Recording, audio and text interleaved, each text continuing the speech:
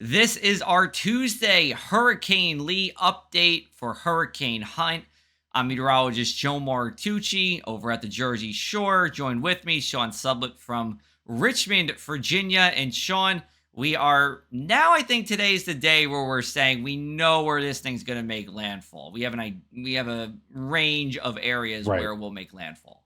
One of the things I try to remind people is forecasting where a hurricane is going to go isn't so much as saying it's going to go to place X or place Y, but it's a constant period of eliminating where it's not going to go, right? Until finally you've narrowed it down. And I think we can say now that it is going into New England. That's where the impacts are going to be there in Atlantic Canada. But mostly for our American audience, I would say yes, Massachusetts, Maine, and then across the across the national border into our Yes. colleagues north of the border, into New Brunswick and into Nova Scotia. Yeah, Yeah. And if you're watching this in Canada, let us know. thanks. We'd be happy to we'd be happy to hear from you. Let's take a look at our notes here from Tuesday midday. Heading into New England this weekend, it might not make a direct landfall in New England, but it will at least bring direct impacts to eastern New Mhm. England here. The wind field will expand outward from the center. Sean is going to talk about that, and he did a little bit earlier, but we'll get into that. And then wind damage, yes, but more of the water damage with this.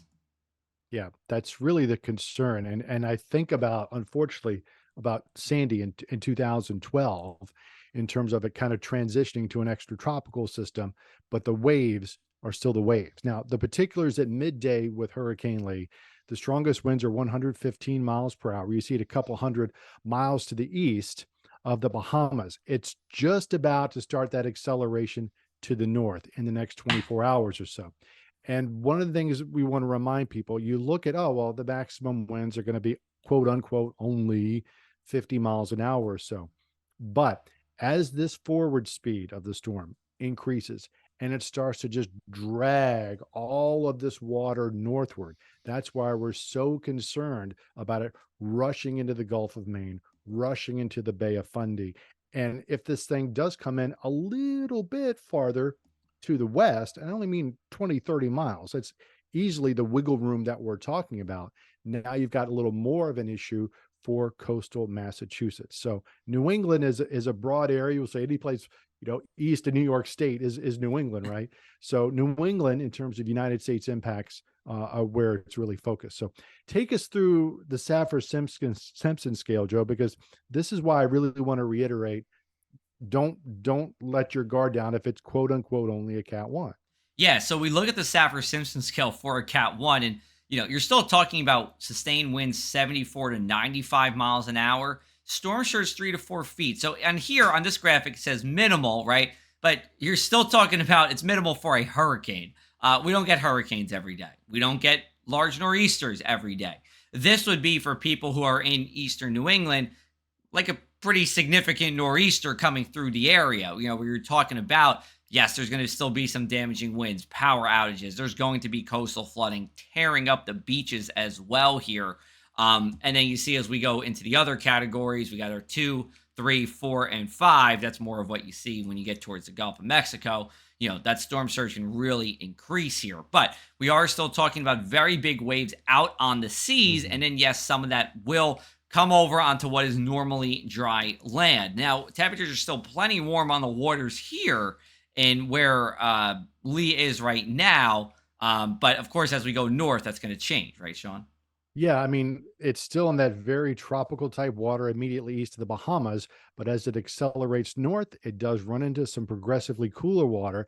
And then, especially once it gets north of Atlantic City or the latitude of Atlantic City, that's where we see the water drop in temperature dramatically. And that's when the storm begins to undergo this transition to something called extratropical, which is a big fancy term for what's happening in the inner core of the storm. And it's like a But nor'easter, we should say, for yeah, our yeah, eastern New England friends.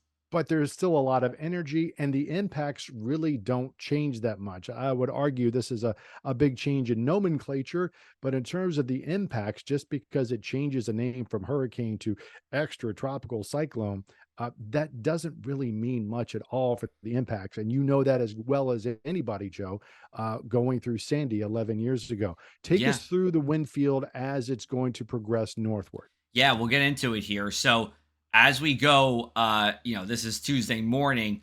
You see that wind field. You see where those yellows are. That's about tropical storm force winds or greater. And then where you see the purples, that's hurricane force winds or greater. Remember, these are sustained winds. I know a lot of time we talk about gusts, but these are sustained Mhm. winds, the winds that are constantly blowing.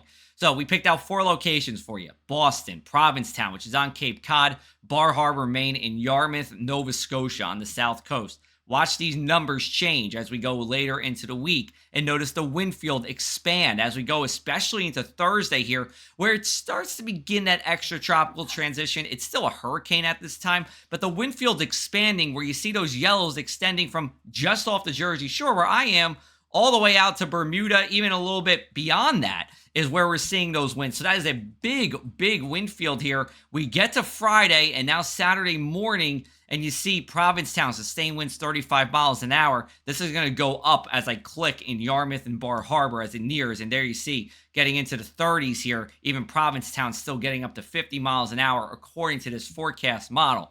The thing is, right along the immediate coast in Nova Scotia, in New Brunswick, yeah, we're talking about tropical storm force conditions for hours at a time. Perhaps some of the gusts get up to hurricane force, which is over 74 miles an hour. Primarily, again, Saturday is kind of the day for the strongest wind damage or wind concerns, but there will be heavy rain and there will be high surf and there will be coastal flooding surrounding that Saturday as well. And we'll talk about those wave heights. So you actually see two bright areas on this map. The one to the east is Hurricane Mhm. Margot.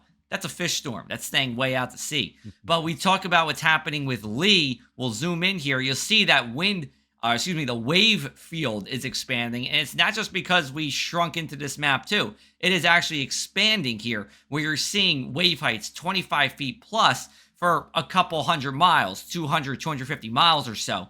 This is Friday now, and you're seeing in Maine, all the way down to Virginia Beach, wave heights, not in the surf zone, but just offshore. Mhm. We're talking about 8 to 10 or 12 feet. And then as we go into Saturday, it goes, according to this model, really getting into Nova Scotia with those 35, 40-foot waves, and Eastern New England also going to see some high wave heights as well. Now, remember, the track of this is going to determine what the where the wave heights will be worse.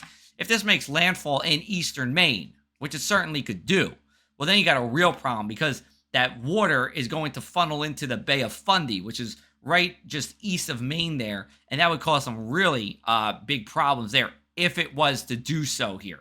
This model, again, just to reiterate, is going into Nova Scotia, and therefore the United States at least isn't seeing the significant wave heights it could, but they're still going to be very high, and rip currents are going to be dangerous as well. So, and that's not all either, Sean. We still got more we're Yeah. talking about with the tropics. Yeah, and just to reiterate what you said, we talk a lot about where it is going to hit, and we talk about the point, and but just remember that the wind around it is counterclockwise.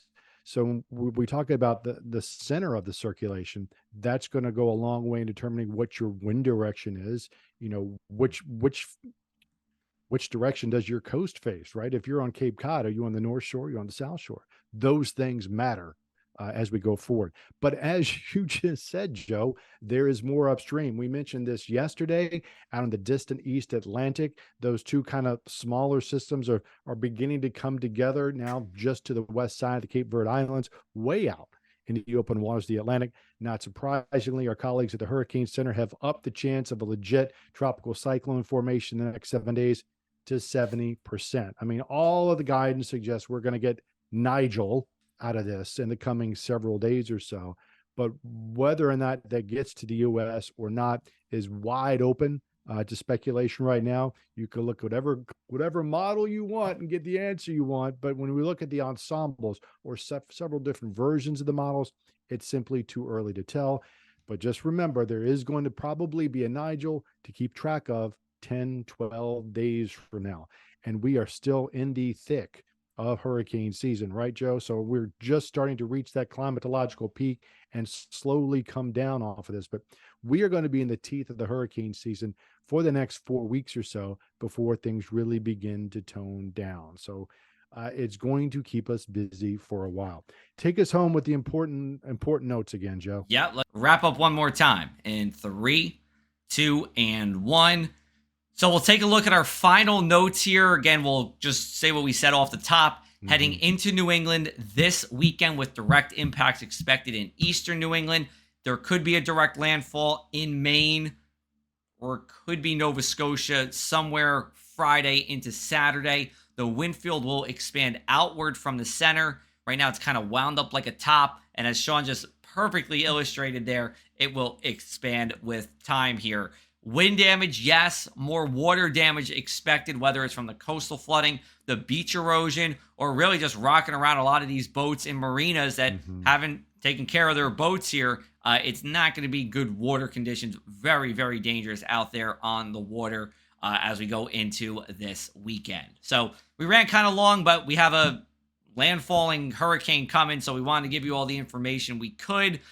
We are going to say farewell to Sean for a couple of, well, more than a couple of days, a week and a half, as Sean is on a much-awaited trip overseas. So we'll bid him adieu, but we'll keep it right here with Hurricane Hunt as we go into this week. Look for a new episode on Wednesday. So for meteorologist Sean Sublette, I'm meteorologist Joe Martucci. We'll talk with you soon.